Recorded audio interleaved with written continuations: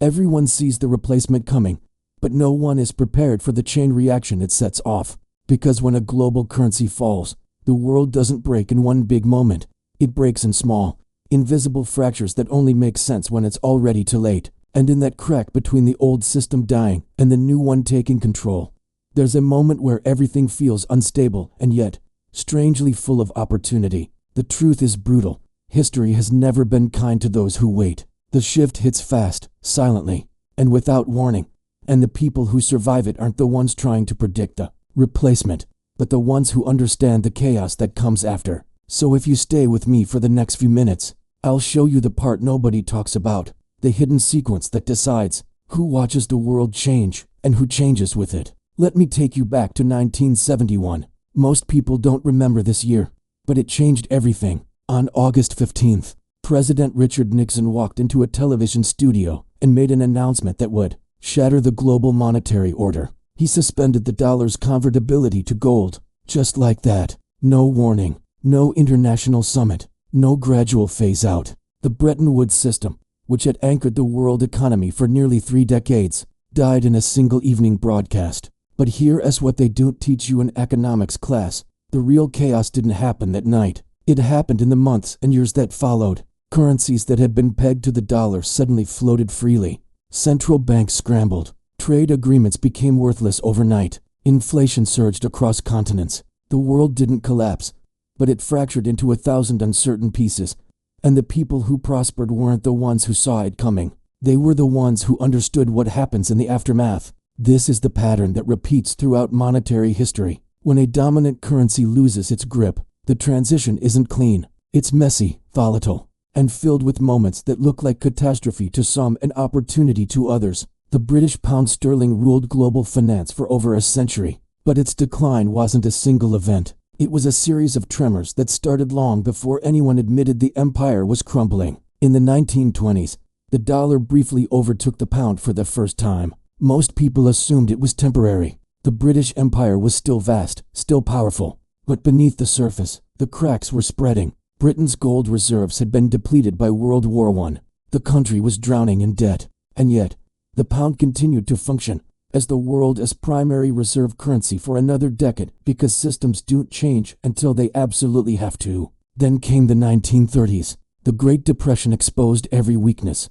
Britain abandoned the gold standard in 1931. The pound crashed. And in that moment of monetary chaos, something unexpected happened. The French franc surged. France briefly became a monetary powerhouse, not because of superior economic policy, but because it was the last major currency still backed by gold. Investors flooded in, seeking stability in an unstable world. This is the hidden pattern. When one currency falls, another doesn't simply rise to take its place. There's a period of competition, instability, and multipolar chaos. Multiple currencies fight for dominance.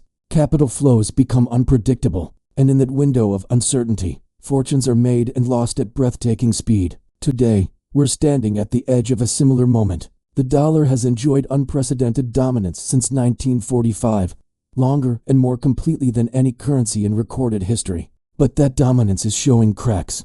Central banks around the world are diversifying their reserves. Trade agreements are being rewritten to bypass dollar settlements. Digital currencies and regional payment systems are emerging as alternatives. The replacement isn't coming from one single source. It's coming from everywhere at once. And that's exactly what makes this moment so dangerous and so full of potential. Because the lesson of history is clear.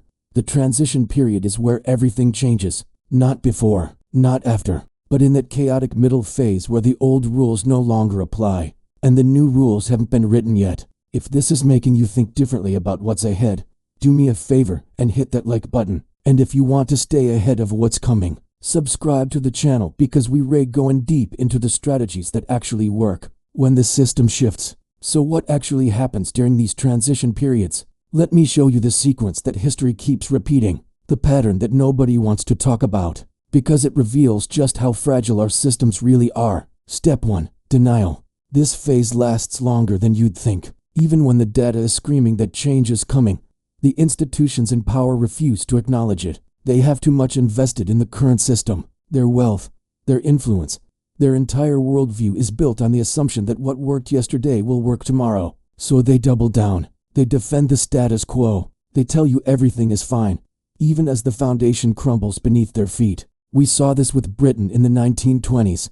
Despite mounting evidence that the pound was overvalued and unsustainable, British policymakers insisted on maintaining the gold standard at pre-war parity. Winston Churchill, who was Chancellor of the Exchequer at the time, later called it the biggest mistake of his career. But in the moment, admitting weakness was unthinkable. So they held on, and the pressure kept building until the system snapped. Step 2. The fracture. This is when the first major crack appears, and it's almost never where people expect it. In 1971, it wasn't a military defeat or a stock market crash that ended Bretton Woods. It was a quiet erosion of gold reserves and mounting inflation that forced Nixon's hand. In 1931, Britain left the gold standard not because of a dramatic crisis, but because maintaining it had become economically impossible. These fractures create panic, but they also create opportunity, because in that moment of breaking, capital has to go somewhere. Investors who were locked into the old system suddenly have to find new stores of value. This is when you see massive shifts in asset prices, when commodities surge, when alternative currencies briefly skyrocket, when entire sectors of the economy get repriced overnight. Step 3. The scramble. Once the fracture is undeniable, everyone rushes to protect themselves.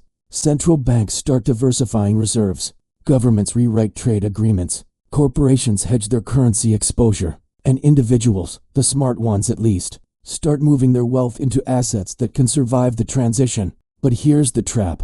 Most people scramble toward what feels safe, not what actually is safe. In the 1970s, after Nixon's announcement, millions of Americans poured money into savings accounts, thinking that holding dollars was the conservative choice. They watched their purchasing power evaporate as inflation hit double digits. The people who preserved wealth were the ones who moved into hard assets, commodities, and international diversification. Step 4. The multipolar phase. This is the longest and most chaotic part of the transition. After a dominant currency loses its monopoly, you don't get a clean handoff to the next hegemon. Instead, you get a period where multiple currencies compete for dominance, and none of them are stable. Trade becomes more complicated. Exchange rate volatility spikes, and the uncertainty itself becomes a drag on global economic growth. History shows us that this multipolar phase correlates strongly with increased financial crises. When there's one dominant reserve currency, the system has an anchor point. When there are several currencies competing, the system becomes more fragile. Small shocks can cascade into major disruptions because there's no central stabilizing force. We saw this in the 1930s, when the pound, the dollar, and the franc all competed for reserve status. Currency blocks formed. Trade barriers went up. Countries devalued their currencies to gain competitive advantage, triggering retaliatory devaluations. The economic historians call it the currency wars of the Great Depression, and it made the global economic collapse far worse than it had to be. Step 5. The emergent order. Eventually, a new system emerges. It might be a single dominant currency, or it might be a basket of currencies, or it might be something entirely new that we can't predict from where we're standing now. But the new order doesn't emerge cleanly. It emerges from the chaos, shaped by whoever had the foresight and the resources to position themselves correctly. During the transition, after World War II, the dollar emerged as the undisputed global reserve currency not just because America won the war, but because American policymakers understood the power of monetary architecture. The Bretton Woods Agreement, which pegged other currencies to the dollar and the dollar to gold, was designed by people who had studied the monetary chaos of the 1930s and were determined not to repeat it.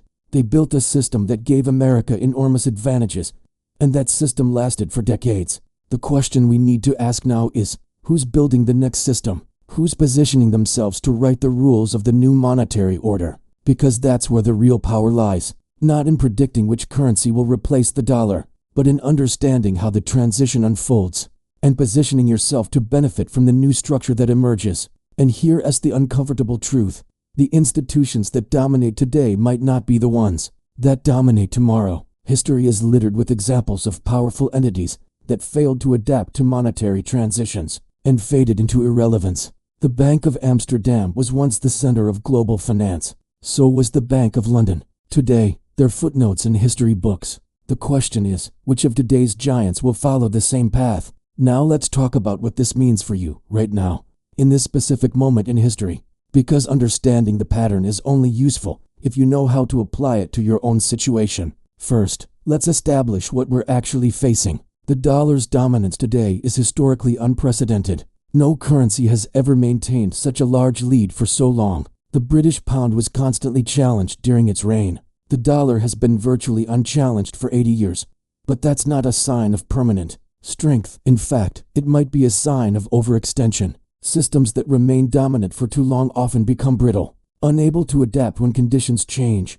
And the conditions are changing. China has been systematically building alternative payment systems to bypass dollar transactions. The BRICS nations are exploring shared currency arrangements. The European Union, despite its own challenges, maintains the euro as a viable alternative for international trade. Digital currencies, both private and central bank issued, are proliferating. And American fiscal policy, with debt levels that would have been unthinkable a generation ago, is raising questions about long-term dollar stability. None of this means the dollar will collapse tomorrow. That's not how these transitions work.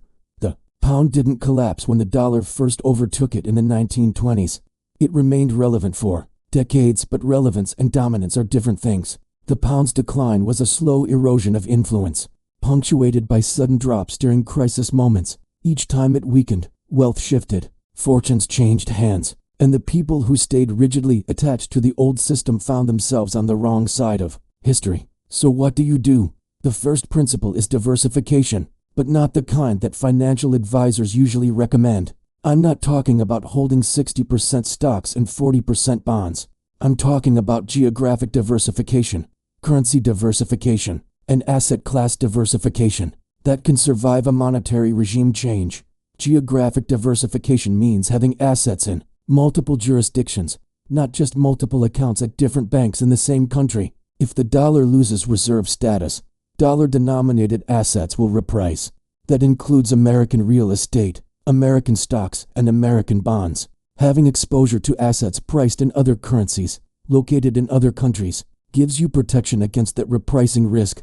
Currency diversification doesn't mean opening a foreign exchange trading account and speculating on exchange rates. That's gambling. Real currency diversification means structuring your wealth so that no single currency's decline can destroy your purchasing power. This might mean holding assets in multiple currencies, or it might mean holding assets that aren't denominated in any specific currency at all. Which brings us to hard assets. Throughout every monetary transition in history, hard assets have served as wealth preservers. Gold, obviously, but also commodities, productive land, and scarce physical resources. These assets have intrinsic value that doesn't depend on any government's promise or any central bank's policy. When currencies compete and exchange rates fluctuate wildly, hard assets provide an anchor point. But here's the nuance that most people miss. Hard assets preserve wealth, but they don't necessarily grow wealth.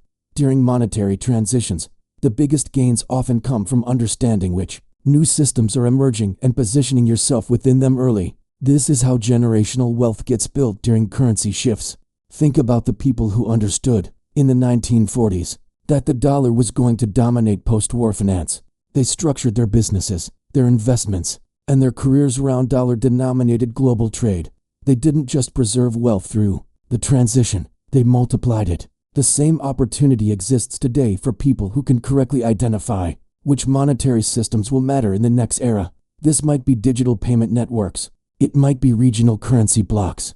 It might be commodity-backed instruments. It might be something that doesn't exist yet but will be obvious in hindsight. The point is to stay flexible, stay informed, and stay positioned to move quickly when the direction becomes clear. The second principle is to avoid debt denominated in potentially weakening currencies. This sounds obvious, but it's where most people get trapped. If you have a mortgage, a car loan, and credit card debt all denominated in dollars, and the dollar loses significant purchasing power during a transition period, you might think that's good because you're paying back cheaper dollars. But that's not how it works in practice. During monetary transitions, interest rates spike as lenders try to protect themselves from currency risk. We saw this in the 1970s when mortgage rates hit 18%.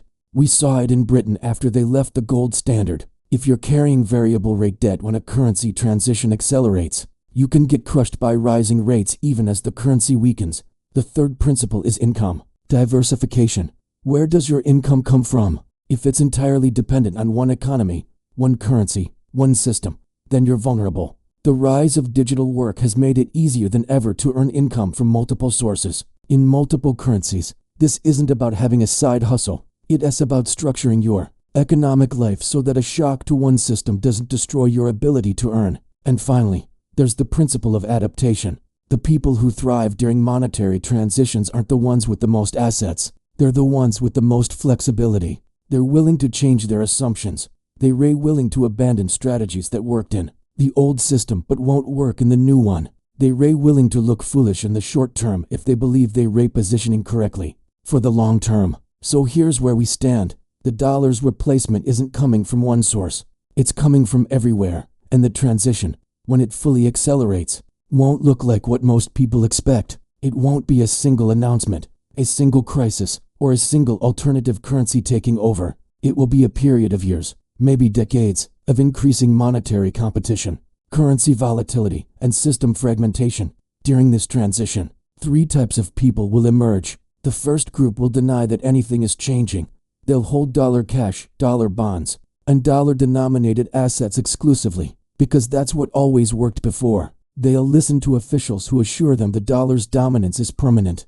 They'll mistake stability for permanence, and they'll watch their relative wealth erode as the system reprices around them. The second group will panic. They'll see the headlines about dollar decline, and they'll make desperate moves. They'll pile into whatever asset is surging that week. They'll chase returns, over-leverage themselves, and make emotional decisions driven by fear. Some of them will get lucky, most won't, because panic is not a strategy. Reaction is not preparation, and desperation leads to mistakes that compound. The third group, the smallest group, will have prepared. They'll have diversified before it was urgent. They'll have positioned themselves in multiple systems before the transition accelerated. They'll have the flexibility to adapt as new information emerges.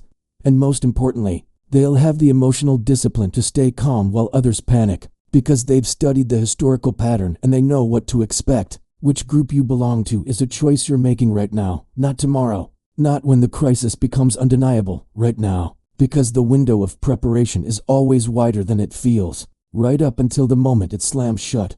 Let me give you one final historical example that ties this all together. In 1944, at the Bretton Woods Conference, the world's monetary powers gathered to design the post-war financial system. Britain arrived hoping to maintain the pound's role as a primary reserve currency.